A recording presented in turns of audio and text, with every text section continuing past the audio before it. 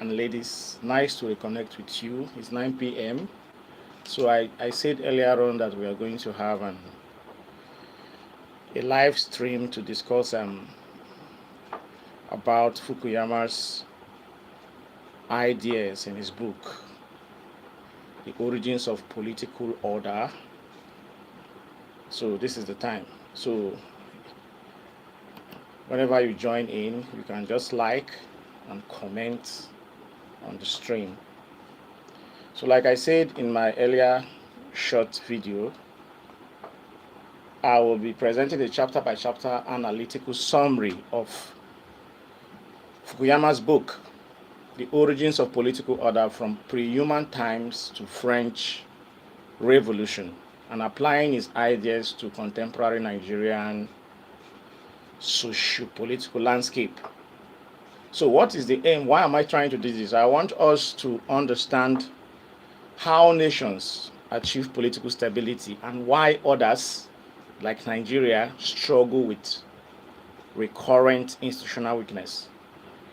So let's begin by looking at the central problem, or if you like, question that Fukuyama tried to address. And that question is a very big one that made him to write a book of about 500 pages. You can see that it's a very large work. So why do some societies develop strong, stable institutions, and why do others experience disorder, corruption, or state failure? That is the question. Some countries like the United States, Germany, France, even China, they have stable, strong political institutions, whereas others like Nigeria and many global South nations struggle to maintain political order. They struggle to have institutions that can check the excesses of their political leaders, leading to bad governance. Why so? What is the challenge? What is response to provide proper answers and solutions to things like this in that book? So his answers rest on three pillars. So the first one is a strong state. A strong state, the government's ability to enforce order and to provide public goods. Okay, the second one is the presence of the rule of law, the idea that the law applies to everyone, including the rulers. And the third is accountability, mechanisms that ensure rulers are answerable to society.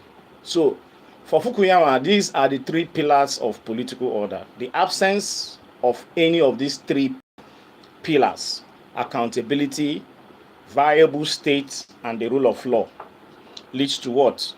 Dysfunctional institution. It leads to political decay. It is the reason why global South nations are always suffering from instability. Why global South nations are always backward in the development trajectory. So let's look at the roadmap to Fukuyama's book. Remember, as I said, these three pillars determine a nation that is politically stable and the one that is not.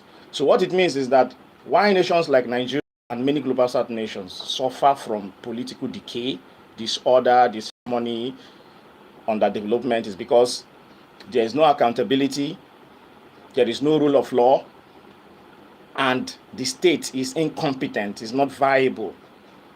Some nations have one or two of these elements, but for Fukuyama, for the nation to be laid under a solid foundation, to thrive, these three elements have to be present and to be active contemporaneously.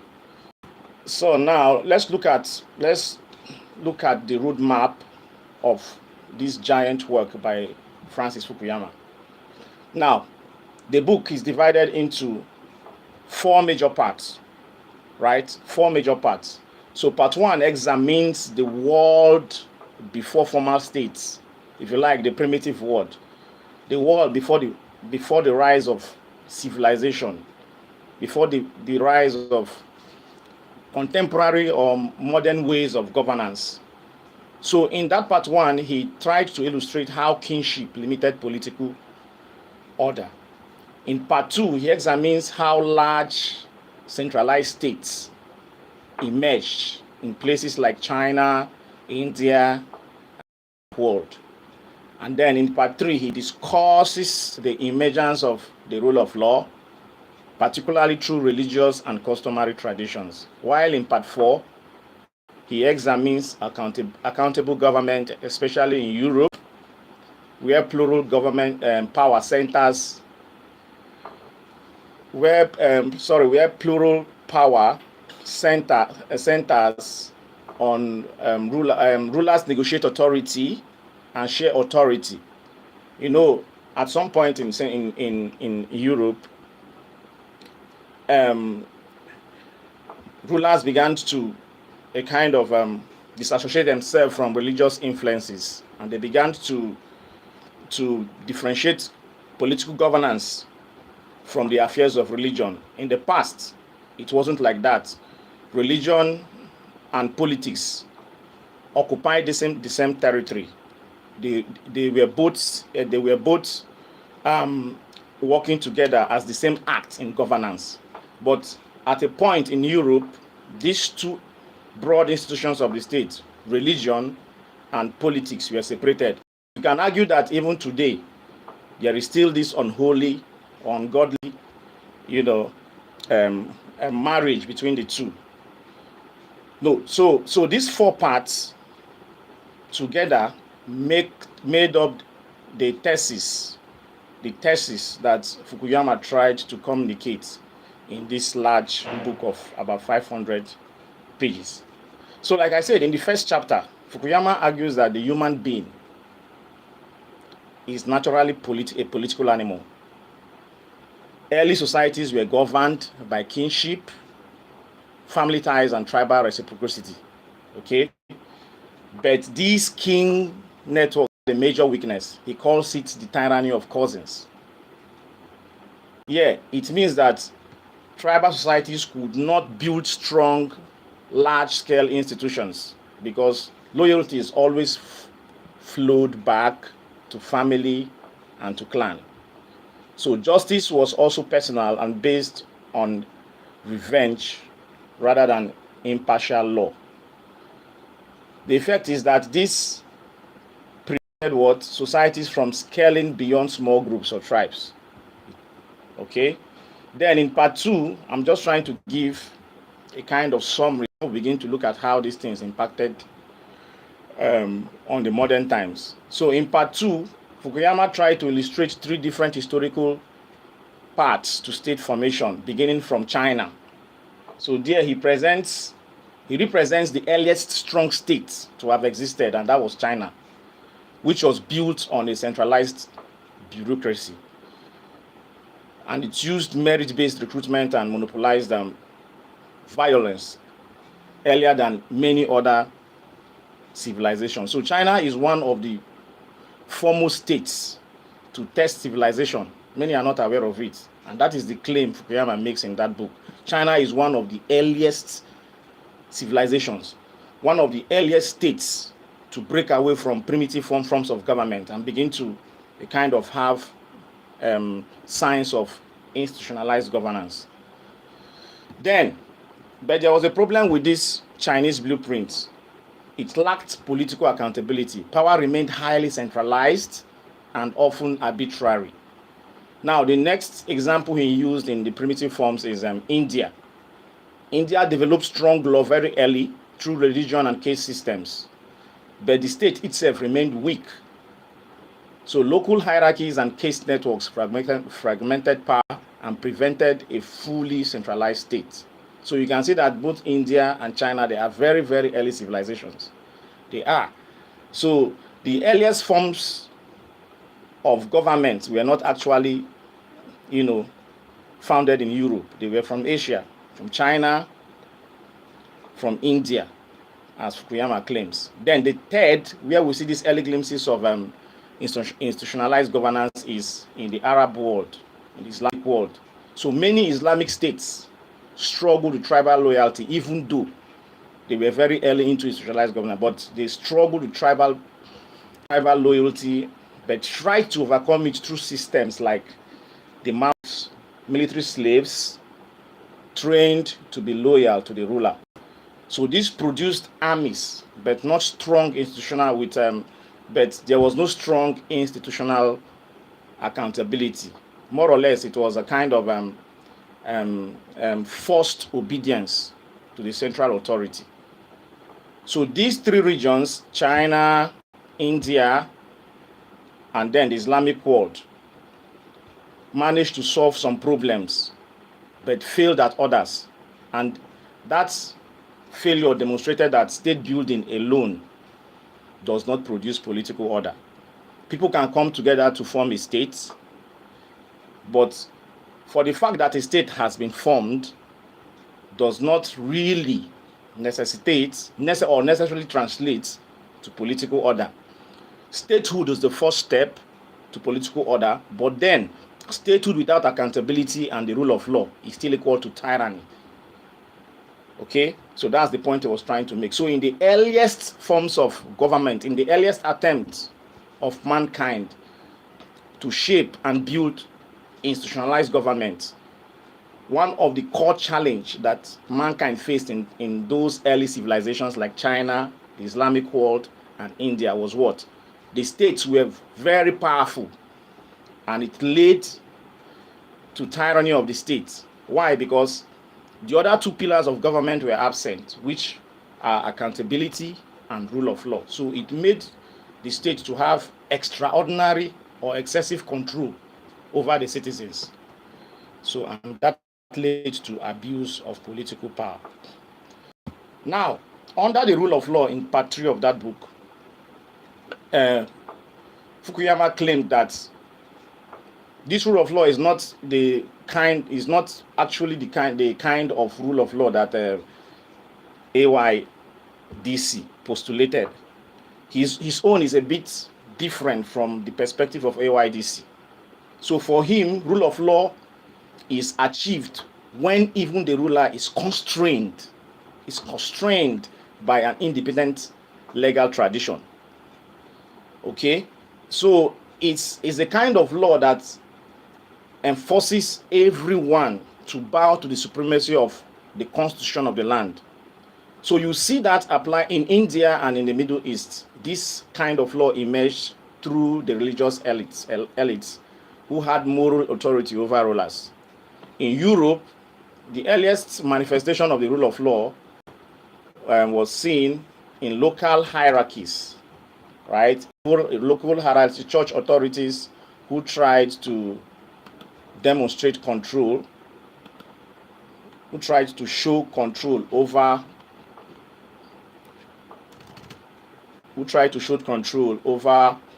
state authorities. So basically in that early time, how the rule of law was applied was through the influence of church authorities, the Pope, the priests, the bishops. Because of their presence, right, political authorities were able to bow to pressure and do the needful. But that was not sufficient. Okay, it was not sufficient because, of course, politics has a way of overruling even religious power. So at that time, accountability also was not well enforced. It was not well enforced. So the states also suffered grave abuses at that time too. So it was not even, the rule of law at that early time was not sufficient to drive and contribute to political order in the state. So that's the point I was trying to make. So in the earlier civilizations, we had glimpses of rule of law, but they were not sufficient to drive or translate to political order. So that leads him to develop the idea of accountability or accountable government, which is the third pillar. And for him, the most important, because it's the pillar that ensures checks and balances in the state. There can be rule of law, there can be state capacity or competence, but if accountability is missing, the state can still manipulate the law to its to serve its dark purposes and then abuse its power. But when there is accountability, the state stands firm because it will now be founded on the three major pillars that gives it the required balance. So in the final section of that part 4, Fukuyama explains how accountability appeared in Europe. Unlike in China, he explained that European rulers faced constant competition from the church, from nobles, and from even emerging towns in the earliest time. These competitions was what forced rulers to negotiate, consult assemblies, and eventually share power. Okay? So in the earliest time, this is how early representative institutions developed. Countries like England, Denmark became early models of systems where the three pillars, state, strength, rule of law, and accountability, were balanced. So the church, religion also contributed in ensuring the rise of accountability as the third and most important pillar in the state. Accountability as a pillar of political order refers to those institutions that ensure checks and balances in the state, like the legislators. In the case of Nigeria, the legislators, the House of Representatives, even the judiciary, because they are the ones that ensure that executive powers are not abused, that the law applies to every man. So once these institutions are not active or they are infected by greed, even if there is rule of law in the state, there's bound to be abuses. So accountability is very, very critical. It's very, very crucial as one of the three pillars of political order, according to Fukuyama, because it is the pillar that ensures transparency, fairness, justice for all. It is the pillar that ensures that the rule of law applies to every citizen. It is the pillar that ensures that the law does not serve the purpose or purposes of the elites alone, but it serves the purpose of what? Of the masses and the poorest of the poor in the society. Because it is the pillar that ensures that every person in the society, in the state, are treated as equal, rich or poor, okay, and other members of the social stratus. Now, let's pause a bit and then discuss more on these pillars that Fukuyama is talking about. How does these three pillars apply, so that when we begin to talk about the situation of Nigeria, we can seamlessly bring in his ideas, apply his ideas to the analysis of Nigerian situation. So what are the characteristics of these pillars? How are they implemented? How do they practically apply to governance in the state? Now, Fukuyama says that a strong state ensures security. That is the first pillar, state competence. What makes a state is not just because there is a sovereign. It is because the state is able to provide for the needs of the citizens. Because the state arises due to what? Social contract. The state is not just there to use power. It is there to use power for the welfare of the citizens. So the state is not just there as an instrument to benefit the elites. It is there to serve the purpose of every citizen. So the state is supposed to ensure security, ensure that there is a fair taxation law, provide administration, and ensure that public goods is provided for all. Okay, that ensure that the commonwealth is shared or distributed justly, so that the needs of every citizen is met. Then the rule of law ensures predictability and justice, and limits and provides a kind of limits or checks to arbitrary use of power. Then accountability ensures leaders cannot act without consequence. The reason why many things happen in this country, political leaders in this country do whatever they like and go unscattered, because there is no accountability. There are no consequences. People just get into government, do whatever they like, and then go away.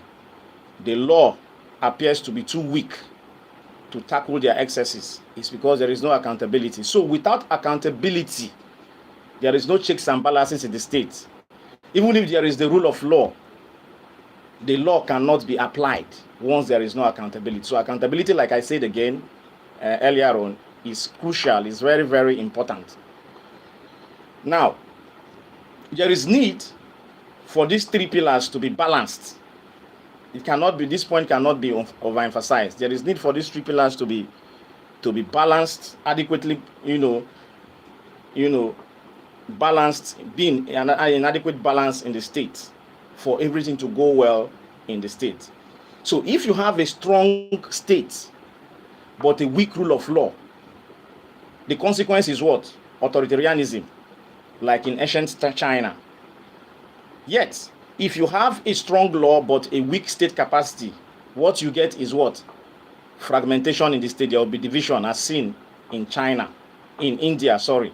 Then if you have democracy without an effective state, right, what you get is corruption and instability, because the majority in the state will begin to lord it over the minority.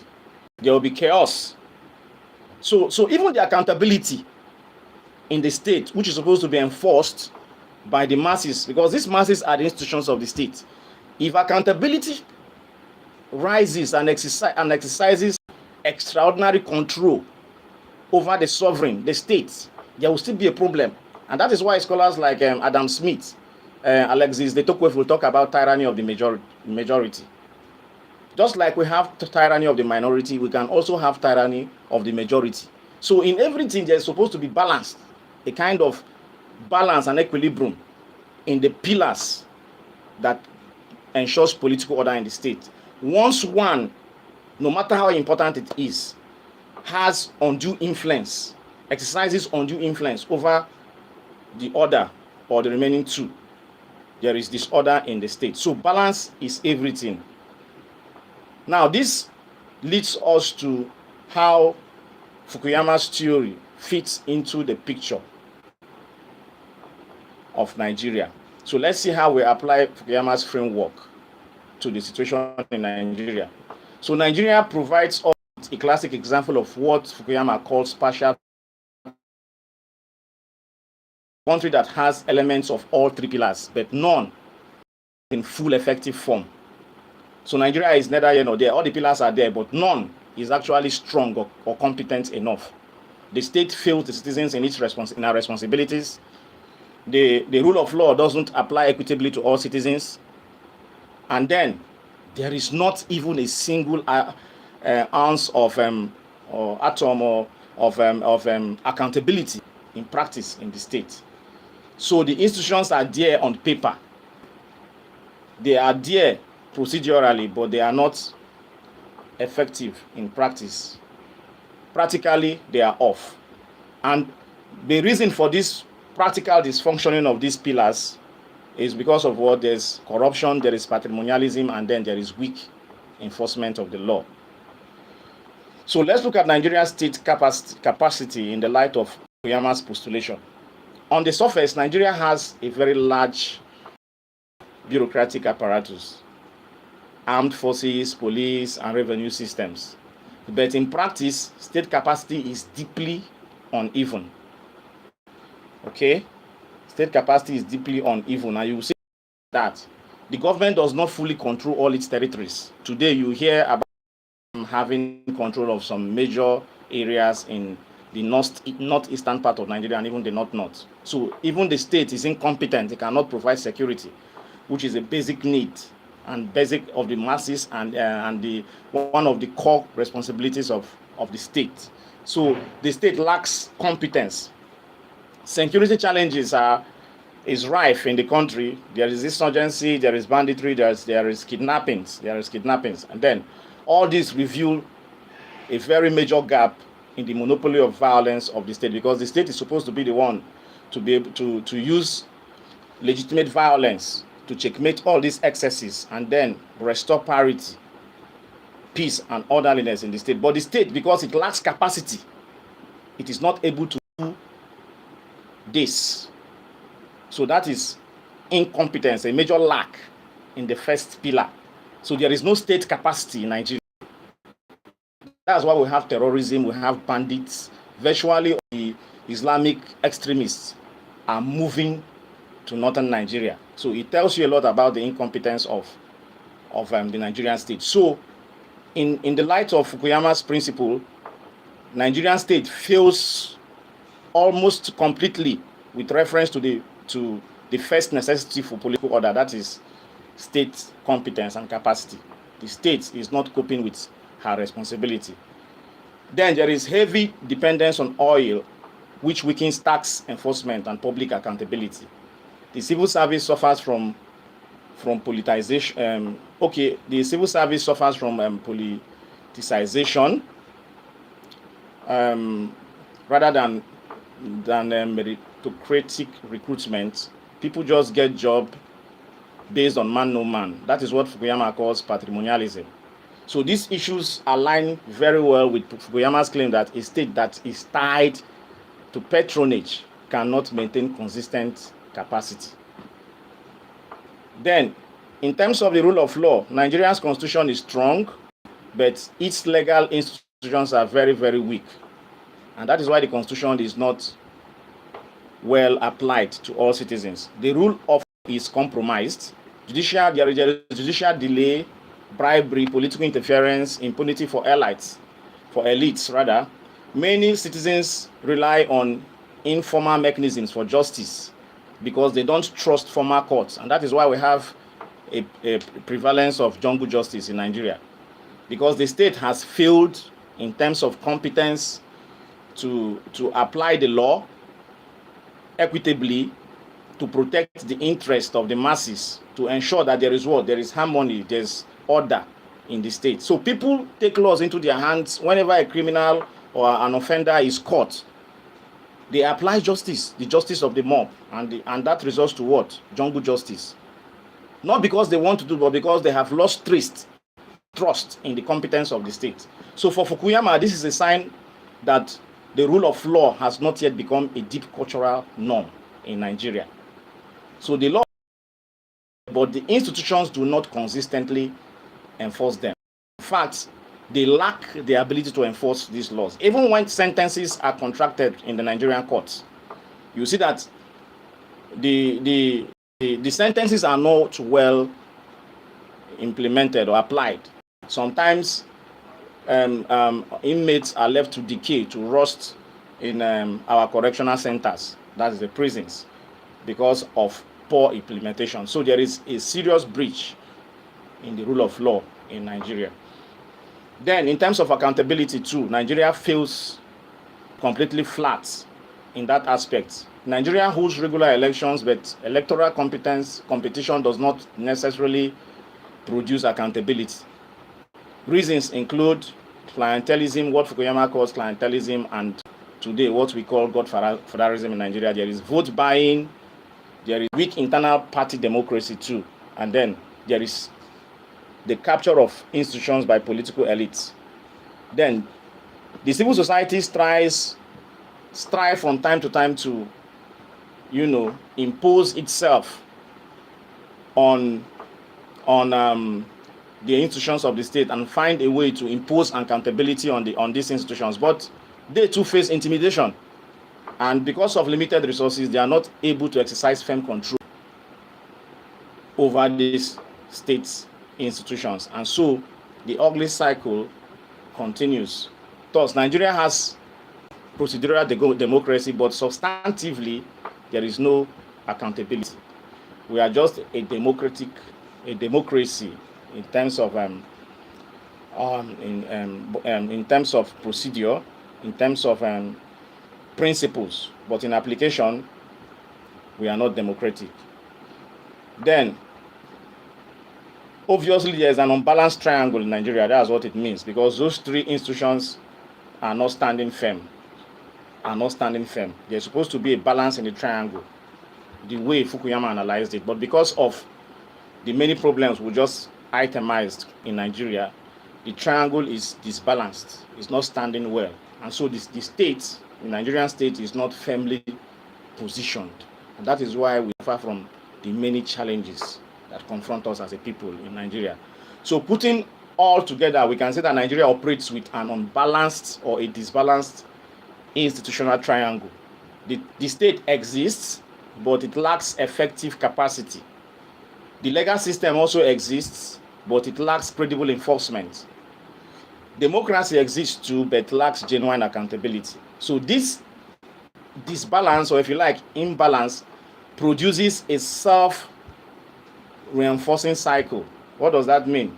You see there is weak institution, the weak institutions lead to corruption, the corruption leads to weaker institutions, and then the weaker institutions leads to what? Rising insecurity. So it's just a cycle of confusion, a cycle of grave crisis for Nigeria. There is weak institutions, the weak institutions translates to corruption. From the corruption translates to further weakens the institutions. And then these together translate to what?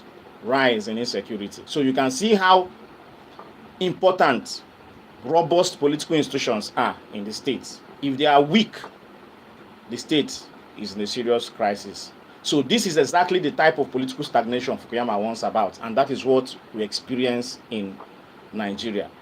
So using Fukuyama's model, Nigeria's path to stronger political order would involve three major reforms. That is the conclusions I'm drawing. There is need to strengthen the state, because the state is largely incompetent as it is right now. So there is need for a professionalized civil service and police, of course the army included. There is a need for improved taxation and management of taxes and reduce dependence on oil. This will give the states better control economically on the citizens. Then there is a need to re-establish state presence in insecure regions. There are many regions in northern Nigeria that Nigerian state has no control over. So the Nigerian state, the sovereign, has to do everything to re-establish control over those regions as soon as possible. This will help to build the confidence of the citizens on the state. Then there is also a need, the second major point, there is also a need to rebuild the Nigerian practice of the rule of law. So we have to ensure that there's judicial independence.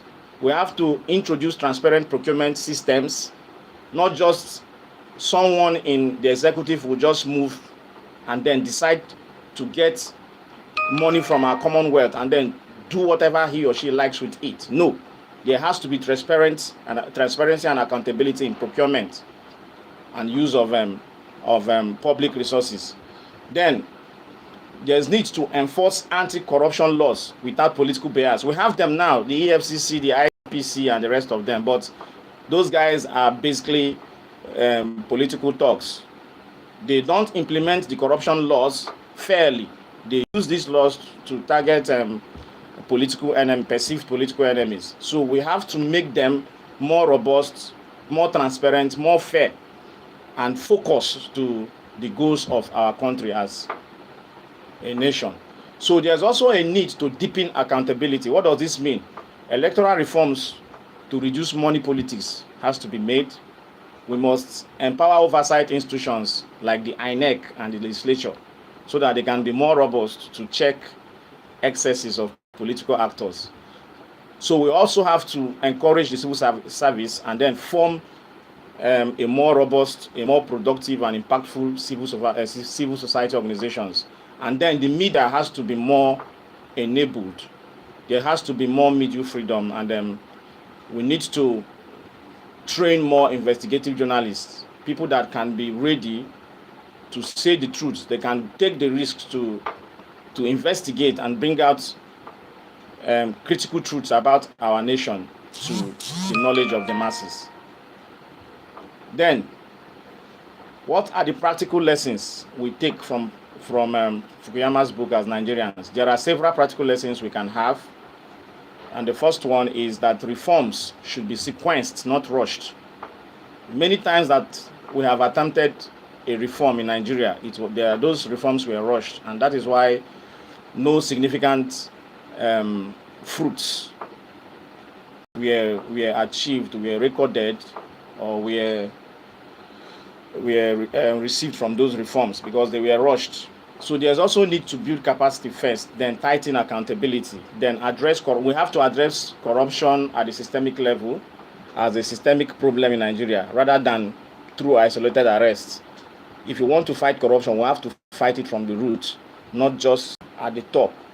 Let's go down and check the foundational cause of corruption in the Nigerian state. So we have to dig it from the root, tackle it and kill it from the inside, not just surface level repairs.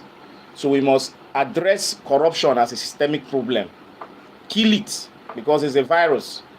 Then the nation can thrive. Then we have to invest on our local government system, because according to Fukuyama, governance should be bottom top, not top bottom. It should proceed from the bottom to the top, and that is why democracy is what it is. Governance must be felt at the grassroots level. So ultimately, political order requires both strong institutions and legitimacy. If the institutions are strong, there is no legitimacy, there will be a problem, the masses will suffer. So the institutions have to be strong, then they have to work in accordance with the law of the citizens, and this with the law of the state. This law of the state are expressions of what? Of the will of the citizens. And it is this law as the will of the citizens that gives what? Legitimacy to the institutions. So in conclusion, I said it was going to be a very short talk. In conclusion, Fukuyama teaches us that political order is not natural. It is built through centuries of institutional revolution.